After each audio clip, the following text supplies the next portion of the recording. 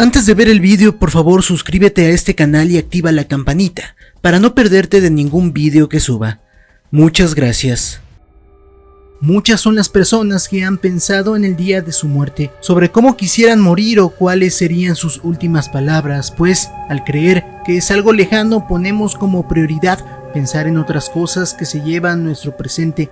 Pero si te dijera que vas a morir en 2 días, ¿cuáles serían tus últimas palabras de despedida? Hoy te contaré algunas de ellas.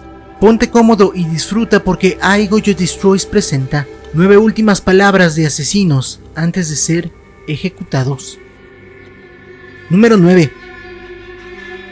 Iniciamos el vídeo con Charles Karl Panzram, nacido el 28 de junio de 1891, hijo de John y Matilda Panzram, que eran inmigrantes de Prusia. Creció en una granja familiar y todos los que hablaban de él decían que era un alcohólico con problemas con la policía, pues se la pasaba robando. Se fue de casa a los 14 años argumentando que había sido violado por un grupo de personas, pero su actitud no mejoró. Al contrario, le dio rienda suelta a lo que posiblemente fueron sus primeras agresiones físicas a otras personas. En 1907 se alistó al ejército donde se le acusó de robo, por lo que pasó 3 años de trabajo forzado en la prisión militar. Más tarde declararía: si me quedaba algo de bondad, se terminó ahí dentro, pues ahí se me torturó y trató como un animal, según contó. A partir de agosto de 1920 asesinaría a personas indiscriminadamente, violaría niños y seguiría con su carrera de asaltante y ladrón por 8 años más. Cuando el 30 de agosto de 1928 fue arrestado por robar un estéreo y algunas joyas, para sorpresa de todos, él confesaría en el interrogatorio que asesinó a 3 niños pequeños en diferentes locaciones: Salem, New Haven y el tercero en Filadelfia. Recibió 25 años de condena donde fue puesto en aislamiento. Habría logrado salir de la cárcel y seguir su vida años más tarde, pero el 20 de junio de 1929 asesinó al guardia Robert Warnkel con una barra de hierro y fue hasta este momento, ignorando los asesinatos de los niños, que fue condenado a muerte. Mientras estaba en el corredor de la muerte se hizo amigo de un guardia que tiempo después recopilaría sus escritos y dibujos para publicarlos. Lo que hace más tétrico a este hombre fue que sus últimas palabras fueron: sí, date prisa, bastardo Josier. Podría matar a una docena de hombres mientras tú estás perdiendo el tiempo. Número 8. Hagamos una pequeña pausa para procesar el caso anterior con la frase cómica que dijo George Harris antes de morir. Él fue condenado a la pena de muerte tras un incidente donde las ramas estuvieron de intermediario en un banco. Durante su juicio, sentencia y antes de morir, él siempre se declaró inocente, pidió que cambiaran a su abogado y también que revisaran de nuevo la evidencia. Se dice que esto se le negó por algún problema racista, ya que Harris era un hombre de color. Estando nervioso y con miedo, se dice que parecería que quería llorar cuando se le sentó en la silla. Él miró a los espectadores y dijo: alguien debería matar a mi abogado. Acto seguido, fue ejecutado a los ojos de 5 testigos. Inocente o no, su frase ha sido recordada con humor y un aire melancólico al pensar que aquel hombre quizá podría haber sido inocente. Número 7. Despiertas una mañana y logras ver que en el periódico local el parque no tan lejano a tu casa está en primera plana, pues se encontraron los cuerpos de 2 niños de 10 y 11 años de edad, violados y asesinados por un corte en la garganta, que no solo los callaría, sino que también terminaría con sus vidas. Suena a una mañana terrible, pero los habitantes de Vancouver, precisamente más cercanos al David Douglas Park, comenzaron a ver recurrentemente. El culpable fue Wesley Dodd, un residente de la zona. Nació el 3 de julio de 1961 en Washington. De niño, siempre se quejaba del constante abuso y violencia que existía en su casa, así como la falta de amor que recibía. Sus padres protagonizaban las peleas más ruidosas de la manzana todos los días. A nadie le sorprendía escuchar los gritos de James y Carol, seguidos por los llantos de sus hijos. Cuando iba a clases le costaba hacer amigos, pues no parecía sentir emoción alguna. Fue un día que la maestra trató de juntarlo en equipo cuando, según sus palabras, le dijo: he nacido sin sentimientos, tal vez sea mi defecto de nacimiento. A los 13 años se comenzó a parar desnudo en su ventana para que sus vecinos le vieran los genitales. Más tarde, empezó a hacerlo en público y después frente a niños menores solamente, lo que definiría más tarde a sus víctimas. Entre los 13 y 15 años había abusado de sus primos menores a su antojo, incluso volviéndose más agresivo cada vez, hasta que su padre hizo un mísero intento por hablar con él y los dejó en paz. A los 17 años violó a niños que iban solos a los baños de cines o teatros, hasta que trató de llevarse a 2 niñas y fue detenido, pero puesto en libertad a los pocos días. A la edad de 20 años se mudó a Vancouver y en 1989 asesinaría por primera vez a 2 niños. Fue detenido el 13 de noviembre de 1989 por secuestrar a un menor de 6 años. La policía sabía que había un violador y asesino de menores suelto, así que registraron su apartamento, encontrando fotografías, diarios y evidencia de todas sus víctimas. Durante su juicio se declaró que estaba dispuesto a morir si eso le traía paz a las familias, pero eligió la horca en lugar de la inyección letal porque así había asesinado a la mayoría de sus víctimas, o al menos la última. Tuvo una última entrevista donde dijo: terminar con todo será un alivio. Nunca tuve ninguna razón para vivir. Cuando me miro al espejo, veo a alguien que destruyó a muchos niños y muchas familias, y me destruí a mí mismo. Aunque sus últimas palabras fueron aún más escalofriantes, pues dijo: una vez me preguntó alguien, no recuerdo quién, si existía una forma de detener a los delincuentes sexuales. Les dije que no, evidentemente me equivoqué, sí hay esperanza.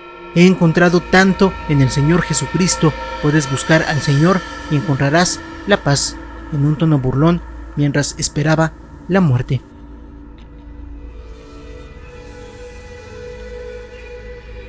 Número 6. Eileen Carol Wuornos nació el 29 de febrero de 1956 y es considerada la primera mujer asesina serial, al menos en Estados Unidos. Esto, pues porque aquellas mujeres que habían matado antes solo lo hacían una vez y sus motivos generalmente eran dejar a su esposo abusador en una sociedad que veía como basura a las mujeres divorciadas. Eileen admitió haber matado a 6 hombres que la violaron o intentaron hacerlo mientras trabajaba como servidora sexual. Su infancia fue caótica, sus hermanos y abuelo abusaban sexualmente de ella y a la edad de 10 años descubrió que podía pedir cosas a cambio de ser abusada por los niños de la colonia, por lo que ella recibía a cambio alcohol, drogas, comida o monedas por su servicio. Se fue de casa de sus abuelos a una corta edad y se dedicó a prostituirse y robar para poder subsistir. Conoció a una mujer con la que se enamoró y ambas alimentaban los vicios de la otra. Entre ellas se alentaban a robar y drogarse, pero su pareja no sabía que Eileen también asesinaba a los hombres que trataban de sacar mayor provecho de ella. Fue arrestada el 16 de enero de 1992 cuando se le encontró culpable de un asesinato de un hombre importante para la comunidad. Ella declaró en su juicio: fui violada, fui torturada, tenía la imagen del volante con los arañazos, estaba roto. Esa es la prueba de que yo estaba atada al volante. No puedo creer que esto haya sucedido. Nadie niega que los asesinatos se cometieron, pues ella misma lo declaró, pero cabe resaltar que su juicio estuvo lleno de injusticias, desde el hecho de que su abogado parecía tratar de que todos la vieran culpable en lugar de defenderla, hasta que pruebas, imágenes y evidencia fueron omitidas durante el juicio. Se presentó ante el jurado y juez los vídeos de su entrevista y declararon manipulados para que se escucharan las partes que la hacían ver como un monstruo y no como una víctima. A pesar de haber asesinado a esas personas, ella pudo estar encarcelada por defensa personal o en tratamiento psiquiátrico, pues se demostró que ella no era una paciente saludable y no estaba con sus capacidades al 100. Antes de morir por la inyección letal, declaró: solo quiero decir que estoy navegando y voy a volver el día de la independencia con Jesús, el 6 de junio, en una enorme nave espacial y todo eso. Voy a volver. Se cree que su juicio fue estropeado a propósito, pues no querían destapar la cloaca que era involucrar a personas de poder y dinero con una prostituta.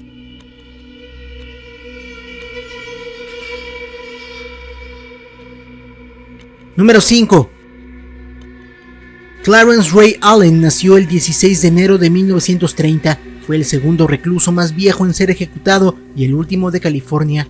Allen era un asesino calculador y tenía un equipo de 3 personas y su hijo con los que orquestaba robos. En 1974 planeó el robo a uno de los involucrados, por lo que citó a los demás y dijo que él había hablado demasiado y merecía morir. Sus socios, si podemos llamarles así, tenían más miedo de no seguir indicaciones que de hacerlo, así que estos obedecieron. Fue arrestado por el asesinato de aquel hombre y junto a su compañero de celda, y gracias a las conexiones de ambos, asesinaron a varios testigos que declararon en contra de ambos estando en prisión.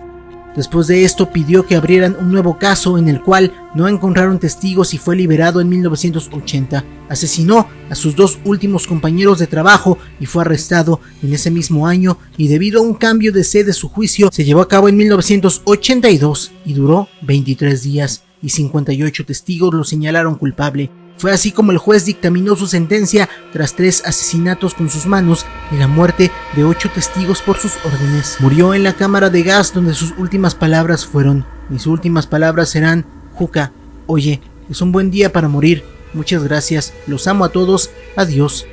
Juca en idioma indígena significa deprisa, deprisa. Número 4.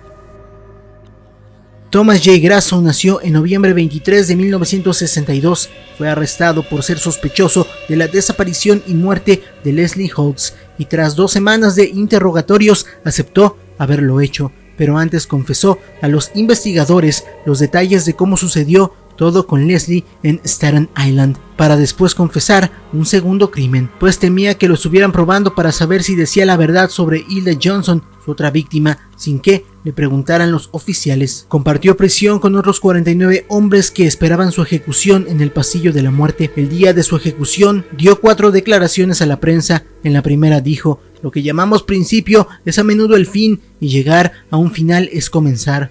El fin es por donde partimos. Su segunda declaración fue a las 8:25 de la noche, donde dijo: para la mayoría de nosotros solo existe el momento desatendido. El momento dentro y fuera del tiempo, y la acción correcta es libertad del pasado y del futuro también.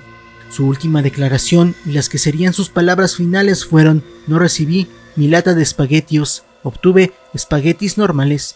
Quiero que la prensa sepa esto. Murió el 20 de marzo de 1995 por inyección letal. Número 3.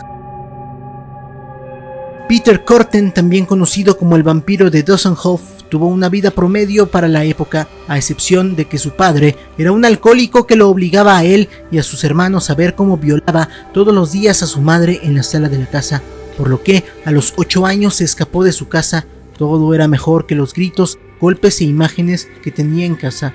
A los 9 años realizó sus primeros asesinatos cuando ahogó a 2 niños mientras se bañaban en un río.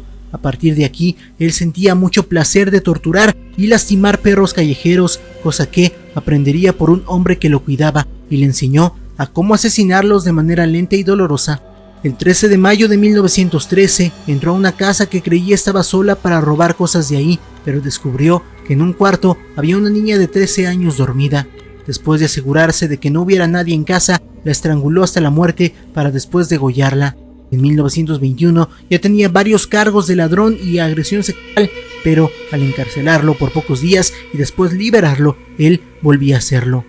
En ese mismo año se casó con una mujer de buena familia y consiguió un trabajo manejando camiones, pero 5 años después volvería a su instinto asesino, terminando con la vida de una niña de 8 años con 13 puñaladas con unas tijeras. En 1929 sus impulsos eran tan incontrolables que en medio año asesinó a al menos 8 niñas de entre 8 y 15 años de edad.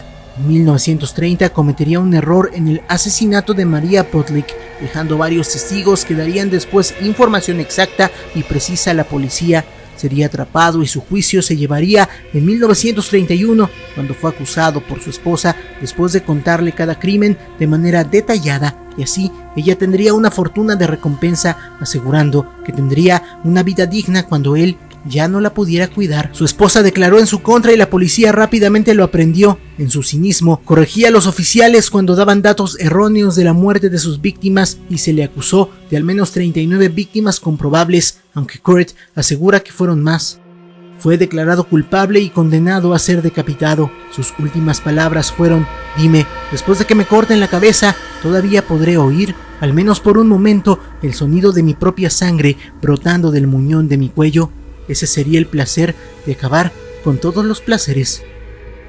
Número 2. Robert Alton Harris nació el 15 de enero de 1951. Se dedicó a robar, asesinar, hurtar carros y secuestrar a personas de Carolina del Norte. Fue detenido por primera vez a la edad de 13 años por robar un carro, aunque ya había tenido problemas con la policía desde los 10. Después de ser liberado se casó y tuvo un hijo, pero más tarde, en 1975, fue encarcelado por homicidio, aunque sería puesto en libertad condicional en enero de 1978 por buena conducta. Ese mismo año, con ayuda de su hermano, robaron el carro de 2 menores de edad a los que les pidieron que manejaran lejos y después los asesinaron en una zona remota.